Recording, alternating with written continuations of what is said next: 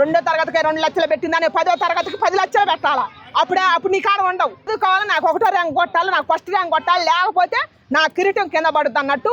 నీ పిల్లగాడు ప్రైవేట్లో హుందాగా నారాయణ స్కూల్లో చదివితే నా పిల్లగాడు కూడా అందుట్లోనే చదవాలని. పిల్ల 2వ తరగతి జరిగే పిల్లకి ఏం అర్థమైంది? 2 ఏళ్ల కాంచి పంపిస్తాను ఇప్పుడు స్కూళ్ళకి.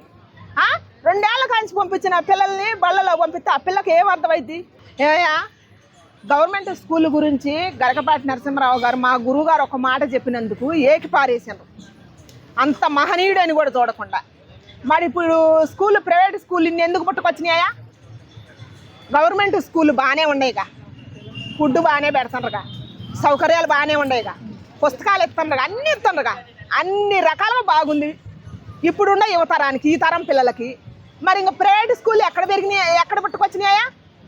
ఇంతంత ఫీజు ఆనించి వచ్చింది, ఇంతంత ఫీజు ఆనించి వచ్చింది. కుప్పలు తెప్పలుగా గవర్నమెంట్ స్కూల్ ఉన్నప్పుడు, గవర్నమెంట్ సౌకర్యం ఉన్నప్పుడు, అంత బాగున్నప్పుడు ఇంత రేటు ఎందుకు వచ్చిందని నేను అడుగుతున్నా.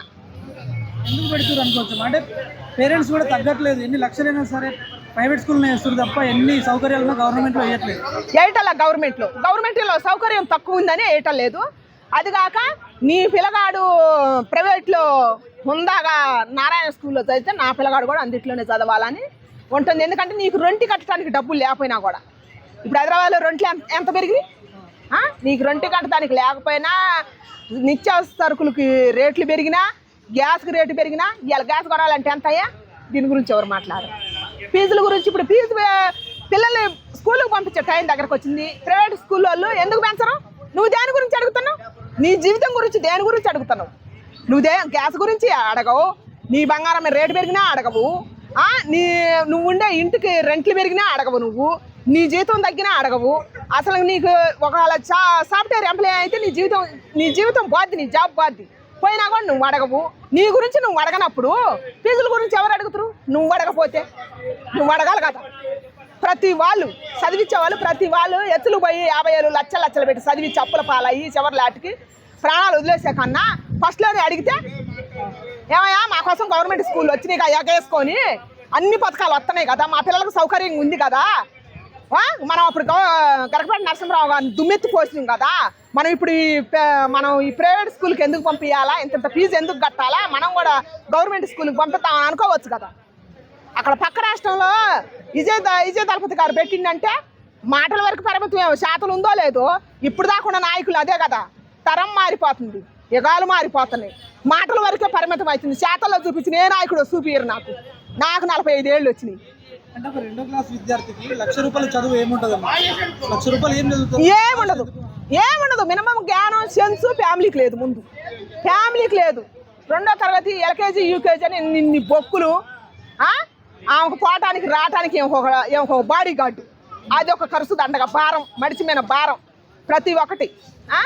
అన్ని పుస్తకాలు ఇస్తే ఆ పిల్ల 2వ తరగతి జరిగే పిల్లకి ఏం అర్థమైంది? 2 ఏళ్ల కాంచి పంపిస్తాను ఇప్పుడు స్కూళ్ళకి. 2 ఏళ్ల కాంచి పంపించిన పిల్లల్ని బళ్ళలో పంపిస్తే ఆ పిల్లకి ఏం అర్థమైంది? ఆ పాప చిన్న పాపకి మళ్ళీ అక్కడ చూసుకోకపోతే ఆయాలు చూసి చిరాకులు పడతాయి. కొన్ని దొంగ మొహాలు ఉంటాయి, పిల్లల్ని తెప్పలు పెట్టేవాళ్ళు. ఇప్పుడు నిన్న అక్కడ నేను ఒక వీడియోలో చూసిన ఆయా టిక్కీ కప్పింది పిల్ల మీద. అట్ట పిల్లల భవిష్యత్తులు కూడా ఆగమైపోతున్నాయి. తల్లిదండ్రులు ఆలోచించాలి కదా. ఎత్తులకు పోయి 50,000 లక్ష పెట్టి చదివిపోతే మన బతుకుల గురించి మనం అడగకపోతే మరి ఎవరు వచ్చి అడుగుతారు? చెప్పులే, నువ్వే చెప్పు. మరి గవర్నమెంట్ స్కూల్ ఉండగా ప్రైవేట్ స్కూల్ ఎందుకమ్మా?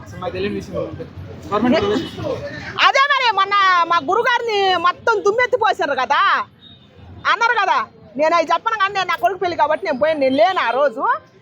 యావత్ మన తెలుగువాడి కీర్తిని పైకి తీసుకొచ్చిన మహానుభావుడు, పురాణాలు పుక్కిలించిన దేవుడు ఆయన. అట్లాంటి వ్యక్తిని ఎవరు నోటికొచ్చిన మాట వాళ్ళు మాట్లాడారు. వేదాలు చదివిన వ్యక్తిని ఇంకా మంచి చెప్పే వాళ్ళు దేశంలో పడతారా? అంటే మనం చూస్తున్నాం, వాళ్ళు స్ట్రెస్ తట్టుకోలేక మబ్బులో 4 గంటలకు లేపి చదవడాలు, రాత్రి 12 దాకా 1 దాకా. చాలా మంది ఇప్పుడు మనం బాచుపల్లి, కూకట్పల్లి సూసైడ్ చేసుకుని చనిపోతున్నారు ప్రైవేట్ స్కూళ్ళలో. హాస్టల్లో ఉండి ఇంటి దగ్గర ఉండరు వాళ్ళు, హాస్టల్లో ఉంటారు. తట్టుకోలేక ప్రెషర్కి చనిపోతున్నారు. చనిపోయినా కూడా తల్లిదండ్రులు అలాంటి స్కూళ్ళలో, కాలేజీలోనే ఇస్తున్నారు. తల్లిదండ్రులకు ప్రైవేట్ కావాలా, వాళ్ళకి సోషలిజం కావాలా, వ్యక్తిగతంగా వాళ్ళకి ఫ్రీడమ్ కావాలా, వీళ్ళకి అవగాహన నేర్పేది లేదు. ఇప్పుడున్న పిల్లలకి కుటుంబ వ్యవస్థ గురించి నేర్పరు, మంచి గురించి చెప్పరు, ఇంటి పని గురించి చెప్పరు, ఏది నేర్పిరు. మగ పిల్లగాడికి కానీ ఆడపిల్లకి కానీ ఏది నేర్పిరు. చదువు గురించి నువ్వు చదువుకొని ఒక 4 బొక్కులు చేసుకొని దాని మొహాన్ని దెంగి నువ్వు చదువుకోవాలి, నాకు 1వ ర్యాంక్ కొట్టాలి, నాకు ఫస్ట్ ర్యాంక్ కొట్టాలి, లేకపోతే నా కిరీటం కింద పడుతుంది అన్నట్టు వాళ్ళ ఆలోచనలు వాళ్ళ మీద రుద్దుతున్నారు. వాళ్ళ ముందు భవిష్యత్తు పాడైపోద్దని చూస్తున్నారు, కానీ ఇప్పుడు భవిష్యత్తు సర్వనాశనం చేస్తారు ఇప్పుడు ఉన్న తల్లిదండ్రులు. నాకుండా అనుభవంతో చెబుతున్నా. భయపెట్టి బాధపెట్టి చదివితే మైండ్లోకి ఎక్కుతుందా అసలు పిల్లలకి? నిజంగానే వాళ్ళు చదువుకొని నాలెడ్జ్ పెంచుకుంటున్నారా లేకపోతే బట్టి చదువులు చదువుతున్నారా? పెంచలేస్తుంది కొంతమందికి, మైండ్ కూడా ఖరాబ్ అవుతుంది.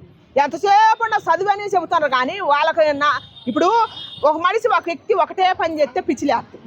4 రకాలుగా చేపిస్తేనే కదా. ఇప్పుడు ఇంట్లో మేమే ఉన్నామయ్యా, ఇంట్లో ఏ పనులు చేసి వెళ్ళాలని ఉన్నాం. 4 రకాల పనులు చేస్తేనే కానీ నీకు 4 రకాల తిండి వచ్చేది, లేకపోతే ఒకే రకం పని చేస్తే వస్తుందా?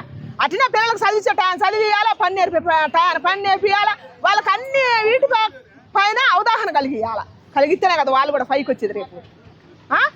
సో ఫైనల్గా ఏం చెప్తారు మా స్కూల్ వ్యవస్థ గురించి? స్కూల్ వ్యవస్థ గురించి ముందర తల్లిదండ్రులు మారాలని కోరుకుంటున్నా. తర్వాతకి మనకున్న సంపాదన గురించి మనం ఆలోచించాలా. అధిక భారం మీనబడి చాలా మంది ఫ్యామిలీలు ఆగమైపోతున్నాయి. పిల్లల భవిష్యత్తు కూడా ఇవాళ నువ్వు ముందే చదివిస్తున్నావు, ఇవాళ 2 లక్షలు నేను చదివిస్తున్నావు, రేపటి రోజు 10 లక్షలు అయింది. 2వ తరగతికి 2 లక్షలు పెట్టిందని 10వ తరగతికి 10 లక్షలు పెట్టాలా? అప్పుడు నీ కాడ ఉండవు. అప్పుడు దాని భవిష్యత్తు ఏంది? అటుడి కాకుండా అయిపోద్ది. పిల్ల భవిష్యత్తు అయినా పిల్లగాడి భవిష్యత్తు అయినా దీని గురించి ఆలోచించాలి. దీని గురించి ఆలోచించిన తర్వాత ప్రభుత్వం ఎంత పెంచుతుంది, ప్రైవేట్ స్కూల్ మనల్ని దోసుకుంటుందని దాని గురించి మాట్లాడాలని నేను కోరుకుంటున్నాను.